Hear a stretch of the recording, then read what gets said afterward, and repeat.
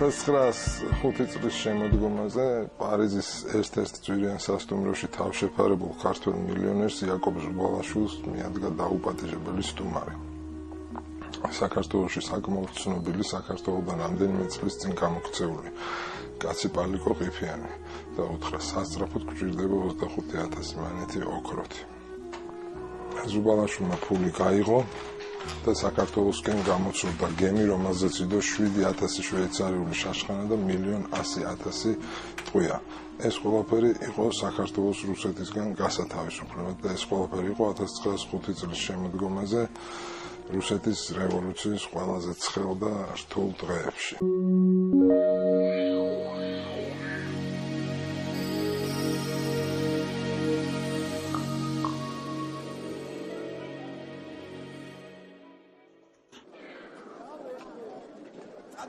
ამ დროს, როგორც ვთქვი, მთელს რუსეთის იმპერიაში მიმდინარეობდა ასეთი განთქმული და სისხლიანი რუსეთის პირველი რევოლუცია.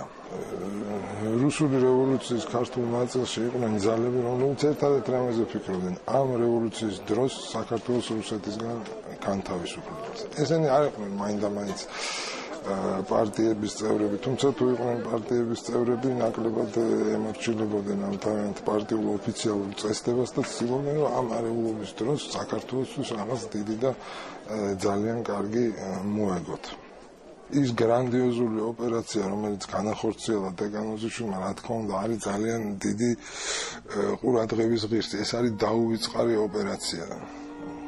დეგანოზიშვილმა სტანხებს საკმაოდ შეზღუდულმა მოახერხა ისა, რომ საქართველოსთვის იყიდა ამდენი იარაღი, იყიდა გემი, დაიქირავა ეკიპაჟი და გამოგზავნა ეს იარაღი საქართველოში. ეს იყო ძალიან რთული და რა თქმა უნდა საიდუმლო ოპერაცია, მაგრამ ერთგვარად კომიკური იერიც დაძდევდა. დეგანოზიშვილმა ფული ამ იარაღისათვის და გემისთვის იშოვა იაპონელებისგან, რომელსაც მოგეხსენებათ სწორედ იმ ხანად დიდი წინააღმდეგობა ჰქონდა რუსეთთან. იარაღი მან იყიდა შვეიცარიული და შვეიცარიელებისგან. გემი, რომელსაც თვალი დაადგა დეგანოზიშვილმა, იყო შვედური და იდგა ჰოლანდიურ ნავსადგურში. გემს ერქვა სირიუსი და მის ყიდვაში დეგანოზიშვილს დაეხმარა ერთი ჰოლანდიელი ანარქისტი კრისტიან კორნელსენი და ეკიპაჟიც დაახლოებით 20 კაციანი შედგა ძირითადად ანარქისტებისგან, რომლებიც იყვნენ ფრანგები და ჰოლანდიელები და გემმა გამოცურა საქართველოში ოქტომბრის შუა რიცხვებში. საქართველოში ძალიან მოელოდნენ ამ იარაღს, წარმოუდგენლად მოელოდა ფედერალისტური პარტია. მაგრამ გემი ჰოლანდიიდან დაძრული სირიუსი უკვე საფრანგეთში ერთ-ერთ ნავსადგურში გაჩერდა, რადგან მგზავრობის ფული აღარ იყო და ეკიპაჟისთვის გადასახდელი ფული აღარ იყო და სწორედ აი აქ პირველად შეფერხდა ეს დეგანოზიშვილის გრანდიოზული ოპერაცია. დეგანოზიშვილმა მოირბინა პარიზში, ვინც კი მდიდარი ქართველი ცხოვრობდა და ვერავისგან ვერ მიიღო დახმარებას. სწორედ აქ ამ საქმეში კიდევ ერთხელ ჩაერთო პალიკო ყიფიანი და მან იშოვა ეს ფული და გემმა გამოცურა საქართველოსკენ. გემმა მშვენივრად გამოიერა ყველაფერი, გიბრალტარიც, ბოსფორიც და დარდანელიც და მოადგა გაფიცვებით გაჯერებულ ფოთის ნაპირს. იარაღი უკვე ამის პარტიის ხელში იყო, თუმცა როგორც საქართველოში ხდება ხოლმე, რადგანაც მთელმა ფოთმა გაიგო, რომ ქალაქის შორი ახლო ზღვაზე ლივლივებს გემი, რომელსაც მოაქვს იარაღი საქართველოს გადასარჩენად და როდესაც ფედერალისტებმა პირველი ნავები გამოზიდეს და იქვე დაიწყეს იარაღის დანაწილება, ნაპირზე უამრავი ხალხი შეგროვდა. იქვე დაიწყეს შვეიცარიული თოფების შემოწმება, რომლებიც განსხვავდებოდა რუსეთში გავრცელებული და რევოლუციონებში გავრცელებული პოპულარული იარაღებისგან და ერთ-ერთ შემოწმებას თოფი გაუვარდა, რასაც მოყვა პოლიციის მოვარდნა, რასაც მოყვა იქ დიდი წიოკი, გემში ამჩნია სანაპირო დაცვამ რის შემდეგაც იძულებული შეიქნა ეკიპაჟი, რომ რაც კი მყუთები ჰქონდა დასჩენილი, ყველაფერი გადაეყარათ წყალში. რაც გადარჩა, იმის ნაწილი ფედერალისტებმა გაგრაში გადმოტვირთეს, დიდი ნაწილი კიდე ხელში ჩაიგდო ხელისუფლებამ. საერთოდ ამბობენ, რომ მთელი ეს ოპერაცია განთქმულმა რუსმა ესერმა და ორმაგმა მოთამაშემ იმავდროულად ოხრანგის აგენტმა ევგენი აზეფმა ასე ვთქვათ და ჩაუშვა. თუმცა ეს ოპერაცია ფინური და პოლონური მსგავსი ოპერაციების ფონზე მაინც წარმატებულად ითვლება და იარაღი რა თქმა უნდა დაეხმარა საქართველოს, თუმცა ის ვერ გაანთავისუფლა.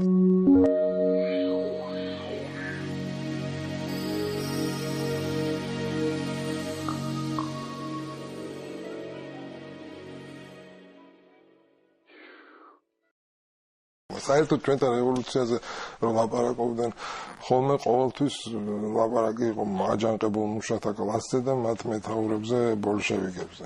ჩვენ კი ამ მხრივ ესე მდიდრები ვართ რევოლუციონერებით, რომ შეგვიძლია არათუ ბოლშევიკებზე, მენშევიკებზეც კი არ ვილაპარაკოთ და ვილაპარაკოთ უბრალოდ რევოლუციონერებზე, იდეალისტებზე, რომლებიც სულ სხვადასხვა პოლიტიკური პლატფორმით მოდიოდნენ რევოლუციაში და იქ ერთიანდებოდნენ. ახლა ყველა პარტია თავისებურად იბრძოდა, ყველა პარტიას თავისი მიზანი ჰქონდა, მაგრამ ეს ის დრო იყო, როცა ჯერ კიდე არსებობდა რომანტიკოსი რევოლუციონერის ტიპი, რომელიც მერე და მერე სულ გაუჩინარდა.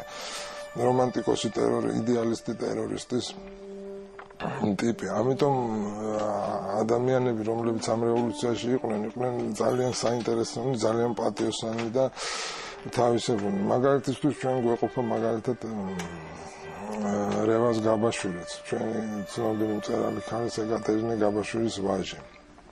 ადამიანი, რომელმაც დაამთავრა ყველაზე ქართული სკოლა საქართველოში, თბილისის გიმნაზია. ადამიანი, რომელიც მერე სწავლობდა ბელგიაში მონტეფიორეს ელექტროინსტიტუტში ქალაქ ლიეჟში და დაატყო რა, რომ უკვე რუსეთის იმპერიაში საქმე ირევა და იწყება რევოლუცია, დაჰკრა ფეხი და ჩამოვიდა საქართველოში რევოლუციაში მონაწილეობისთვის და საქართველოს განთავისუფლებისთვის საბრძოლველად. უცნაური ის იყო, რომ ასეთი პატიოსანი რევოლუციონერები იყვნენ ბევრნი, თუმცა აი ამ საერთოდ დიდ ორომტრიალში ისინი ამინდს ვერ ქმნიდნენ. ისინი დაგვამახსოვრდნენ მხოლოდ ცალკეული რაკან სიმამაცის მაგალითებით და თავიანთი უცნაური ფილოსოფიით. რეზო გაბაშვილის მისწრაფება იყო სრულიად კეთილშობილური. ის თვლიდა, რომ საქართველო უნდა გაეთავისუფლებინა რუსული ბატონობისგან. მას არ გამოუვიდა დაკავშირება რუსეთის ესერულ პარტიასთან, ყველაზე მებრძოლ პარტიასთან. ის ერთხელ შეხვდა სამინკოს ევროპაში და მან შესთავაზა პირდაპირ ტერორისტობა, რაზეც გაბაშვილს ძალიან გაუკვირდა, რომ მიპარვით კაცის მოკლა, რომ მე არ შემიძლია, მე უბრალოდ მინდა, რომ ჩემი სამშობლო გაანთავისუფლო. საქართველოში თავი მოიყარეს განთქმულმა რევოლუციონერებმა. განსაკუთრებით კოლორიტულები ამ დროში იყვნენ ანარქისტები, რომლებსაც რა თქმა უნდა დიდი გავლენა არ ჰქონდათ ხალხზე, მაგრამ ისინი სულ ნაირად, ისინი რაღაც ერთეულებად მარტო კაცებად მოქმედებდნენ და სიმპათიების და მეგობრობის მიხედვით ხშირად მიეკედლებოდნენ ხოლმე ნაირგვარ პარტიებს. რა საკურველიც არ უნდა იყოს მაგალითად ფედერალისტურ პარტიასთან ბევრი ანარქისტი მჭიდროდ თანამშრომლობდა, მაგალითად განთქმული ისკანდერი ალექსანდრე გაბუნია პროფესიით ქიმიკოსი, ტანდაბალი კაცი გრძელი თმითა და წვერით. ესეც რევოლუციური მოდაა საოცარი. რევოლუციონერი ხალხში უნდა ამოიცნო ძალიან გრძელი თმითა და წვერით, ერთგვარი რაღაცა ამ საპროტესტო იერით. ძალიან მოქნილი კაცი, ბომბების მკეთებელი, ტერაქტების ორგანიზატორი. ანდა ვთქვათ მიხეილ ყანჩელი, ვინც ერთხელ შვეიცარიაში ტროცკის ესრულა ლუდით სავსე კათხა შეძახილეთ. მე ორატორი არა ვარ და ვერ გეკამათებიო. აი ეს ხალხი აქტიურად ამოქმედებული ხელში იარაღით. ანდა დავით როსტომაშვილი, ძალიან ცნობილი ტერორისტი, ასე ანარქისტი. ანდა შორს ვერ წავიდეთ თქვა და ახლა მაინც უნდა ვახსენოთ სოციალ-დემოკრატები, იმათ შორის მაგალითად ესეთი ლეგენდარული კაცი ვალოდია გოგუაძე. გურული გლეხკაცი ნასალდათარი უამრავი ჯილდოთ აი სწორედ ასეთი იყო ვალოდია გოგუაძე რომელსაც ჰქონდა ასეთი ფანდი ის ძირითადად რევოლუციის დროს ბაქოში იყო და იყენებდა ასეთ ილეთს მაგალითად სროლის დროს როცა უკვე პოლიციელები წამოესევდნენ და რაღაც ის ბრბოში იკარგებოდა და წამსვე ბრუნდებოდა იმ შემთხვევის ადგილზე უკვე მკერდზე ორდენებით მას ჰქონდა საბრძოლო ჯილდოები რუსეთ-იაპონიის ომის და იყო საუკეთესო მსროლელი ეს ხალხი ძალიან ბევრს ითმენდა და იტანდა რევოლუციისთვის თქვათ მაგრამ ძალიან ბევრსაც ისრო და აი იგივე დავით როსტომაშვილი რო ვახსენოთ როდესაც უკვე რევოლუცია დამარცხდა და გამძაფრდა ეს რეაქცია და რაღაც როსტომაშვილი იმალებოდა მაგრამ ერთ ჩვენიერ დღეს ერთმა საპოლიციო უბანმა მიიღო წერილი რომ ამადამ ქუჩაზე ამადამ სახლში ამადამ ბინაში ცხოვრობს განთქმული ანარქისტი როსტომაშვილი და იმალება იქა და შეგიძლიათ რომ ის დაიჭიროთ პოლიცია მივიდა ცნობილი ოფიცრის გენრიხის მეთაურობით იქ ვერაფერი ვერ ნახეს მიადგნენ განჯინას და ახადა განჯინა გენრიხმა და განჯინა აფეთქა როგორც გაირკვა ეს წერილი თვითონ როსტომაშვილის გაგზავნილი იყო პოლიციაში რათა საბოლოო თქვათ ესე გასროლა მოეხდინა და ასე დაეხურა ქუდი და ასე გაპარულიყო საქართველოს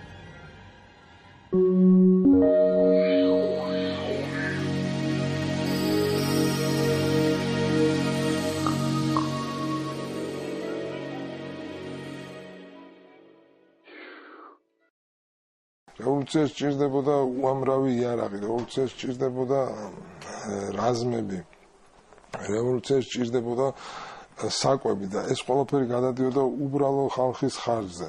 ბევრი ადამიანი, ძალიან ბევრი უმართავდა ხელს რევოლუციონერს, პირიქით გლეხები თვითონ იფიცებდნენ რევოლუციის ერთგულებაზე და ამ ფიცებს ხშირად ჰქონდა სარიტუალო და სერიოზული მნიშვნელობა. ღამით მაგალითად შეიკრიბებოდნენ რომელიმე გლეხის სახლში და ისინი დაიფიცებდნენ, რომ არ ითანამშრომლებდნენ ხელისუფლებასთან, არ ითანამშრომლებდნენ იმათთან, ვინც თანამშრომლობს ხელისუფლებასთან.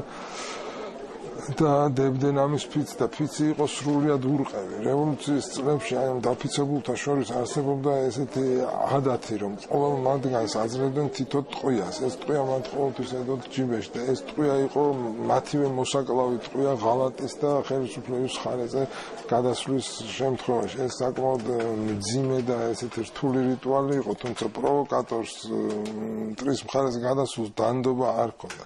იგივე თქვათ ვალოდია გოგუაძე აღწერს ესეთ ამბავს თავის მოგონებებში თუ როგორ გადაუწყვიტა კომიტეტმა ბაქოში ერთ-ერთ პროვოკატორს სიკვდილი და მასა და მის ამხანაგს დაევალა ამის ასრულება. ამხანაგმა სთხოვა რომ პირადად თვითონ ესროლა პროვოკატორისთვის. როდესაც პროვოკატორი ანუ რევოლუციონერად ყოფილი კაცი დაიჭირეს, მან ყველაფერი აღიარა, ახლა ამან ვალოდიამ და მისმა მეგობარმა სრულად ფარისეულად აღუთქვეს ხელშეუხებლობა და მობიერება. ამის პროვოკატორი დაწყნარდა და უთხრა შეაო და რესტორანშიც წაიყვანეს სავახში. რესტორანიდან გამოსული კიდე უნდა მოეკლათ. გოგუაძე როგორც წესიერი კაცი წერს, რომ ძალიან ცუდად გავხდი, როცა უყურებდი როგორ ჭამდა, იმიტომ რომ ვიცოდიო, რომ რამდენიმე წუთში უნდა მომეკლაო.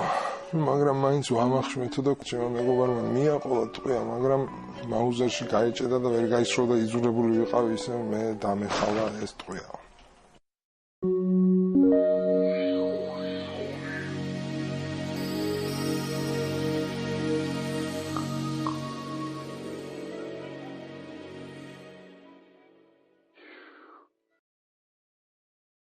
წარმოუდგენელი რაღაც იმამაცის და გამბედაობის ეპიზოდებს ინახავს აი ესეთი ამგვარი ადამიანების ტერორისტების ცხოვრება. რევოლუციონერობა იყო ძალიან მძიმე და ესეთი გამბედავი შრომა და თან უხილავი შრომა. ტყვის სროლის გარდა აქ უკან უამრავი საქმე იყო, აღარაფერს მოვა პუბლიცისტიკაზე, მიტინგებზე გამოსულ ხალხსა და პროპაგანდისტებზე.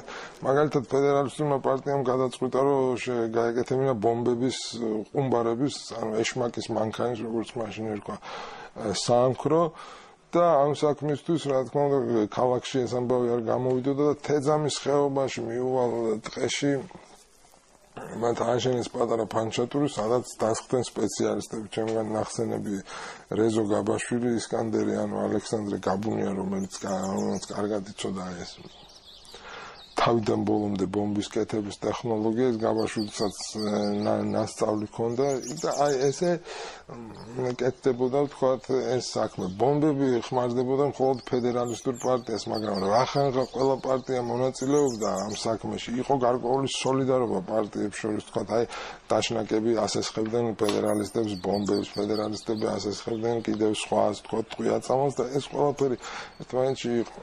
როგორც თვითონ გაბაშვილი წერს, ისინი უკვე იმდენად სერიოზულად მუშაობდნენ აი ამ ბომბების ტექნოლოგიაზე, რომ უკვე მეო ვიჯექიო და 3 თვის განმავლობაში ვიგონებდიო ბომბების სასრულ მანქანას, იმიტომ რომ ბომბები მძიმე გამოგვდიოდაო და ხელით კაცი 20-25 მეტრზე შორს ვერ გადააგდებდა. ბომბების ქარხნის ამბავი რამდენჯერმე შეიტყო პოლიციამ, უცვლიდან ხოლმე ადგილს ამ ტყეში, რა თქმა უნდა, ეგ იყვნენ გამცემებიც, რომლებიც შესაბამისად იხოცებოდნენ რევოლუციონერთა ხელიდან.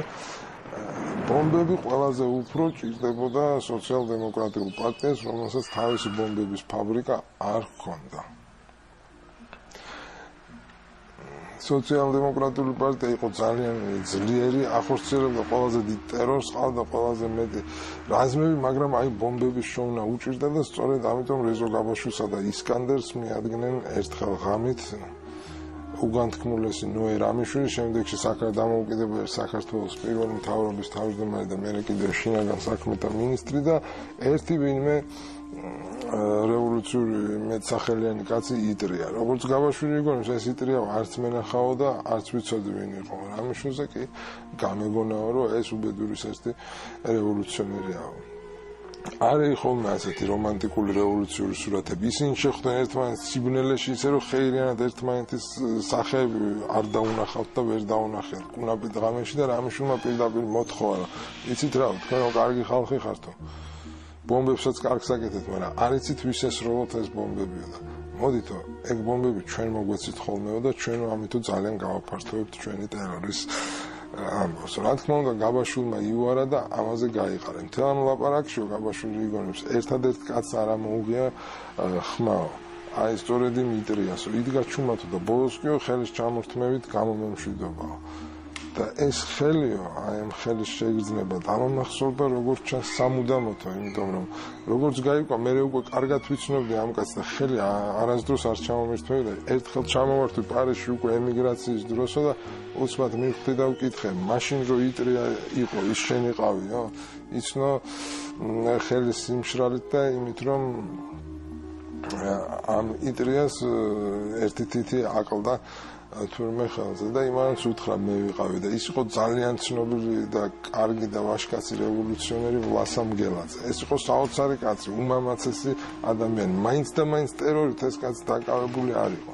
ის იყო სოციალ-დემოკრატი, მაგრამ ყოველთვის იბრძოდა საქართველოსთვის. ეს უცნაური რაღაც თვისება ჰქონდა გამომუშავებული, რაც იშვიათი იყო თავისთავად სოციალ-დემოკრატებში. მაგალითად ვლასამ გელაძე იყო ის კაცი, როცა 1918 წლის 26 მაისს ოპერის აივნიდან საქართველოს დამოუკიდებლობა ცხადდებოდა, გელაძე ფაიტონს მოახდა და ავიდა მამა დავითზე და იქ რეკდა ზარებს და საფლავებს ჩასდახო და საქართველოს განთავისუფლდა, საქართველოს განთავისუფლდა. აი ესეთი კაცი იყო. ვლასამ გელაძე იყო ასევე ის კაცი, რომელიც უკვე ბოლშევიკებისგან ოკუპირებულ თბილისში ხანსად ამოყობდა თავს, ხანსად უცებ შეხდებოდა რომელიმე გალავანზე, ვთქვათ, სამხედრო ტაძრის გალავანზე და წამოიწყებდა მიტინგს, სანამ ჩეკისტები მოწვივდებოდნენ.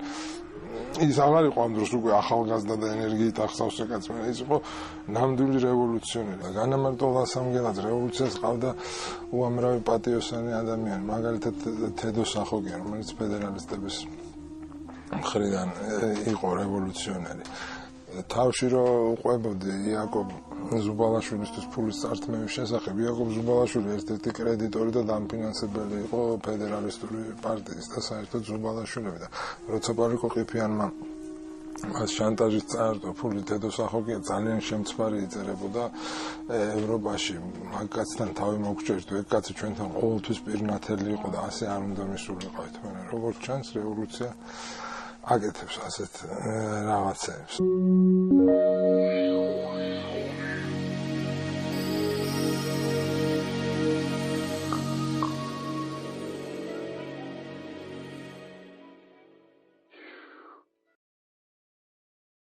და როგორ არ უნდა გავიხსენოთ ნინო ყიფიანი ჩვენი რევოლუციონერი ქალი, რომელიც ფედერალისტებთან მუშაობდა.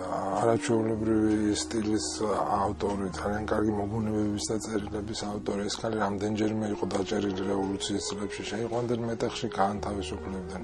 მიუხედავად ესეთი რევოლუციური სიტუაციისა, კანონი მაინც კანონი იყო და თუ ადამიანს ვერ დაუმტკიცებდნენ დანაშაულს მას ათავისუფლებდა. ნინო მრავალ ოპერაციაში მონაწილეობდა, იგივე აი ამ ცნობილი ბომბების ფაბრიკის მომარაგებაში. მაგალითად ერთხელ ღამე, როდესაც უცნობ გლეხს ისინი ურმით მიყავდა საქაშეთში, სოფელ საქაშეთისკენ, რათა იქიდან მე ასულიყვნენ მაღლა თავიანთ ფაბრიკაში. რეზო გაბაშვილი იგონებს, რომ ნინო ძალიან გამოპრანჭული იყო და სრულად შეეფერებოდა მისი იერი ურემზე ჯდომას და ორი ჩემოდანი კიდევ ქიმიური ნივთიერებებით იყო გაძეძგილი, რომელიც ბომბების გასაკეთებლად იყო საჭირო და როგორც ჩანს, ნინომ გლეხის რაღაცა აღმაცერობა დაინახა და პირდაპირ უთხრა მეურმეს. შენ არაფერი შეგეშალოს, ყიფიანის ქალი ვარ, იცოდე და ეს ჩემოდნების ბომბებით ამაქვს ავსეო. ეს რა თქმა უნდა რევოლუციური კონსპირაციის და საიდუმლოების დარღვევა იყო, მაგრამ ქალი რევოლუციაში ყოველთვის სხვა არის. მაგალითად, ერთხელ როცა ნინო ყიფიანის სახლს ჩხრეკდნენ, გადაატრიალეს ყველაფერი და ვერ იპოვეს ერთი ბარათი, რომელიც მას გულუბრყვილობით შეენახა. ეს იყო ევროპიდან გიორგი დეკანოზიშვილის გამოგზავნილი, ვითომ და დაშიფრული და საკმაოდ ასე გულუბრყვილოდ დაშიფრული წერილი, სადაც ეწერა ამდენ და ამდენ ვაშლს გიგზავნით და ამდენ და ამდენ ჯოხს გიგზავნით. ვაშლი ცხადია ბომბი იყო და ჯოხი კიდევ თოფი და ყველაფერი გადაატრიალეს, მაგრამ ეს წერილი რაღაც ღია ბარათებთან ერთად იყო კედელზე მიგრული.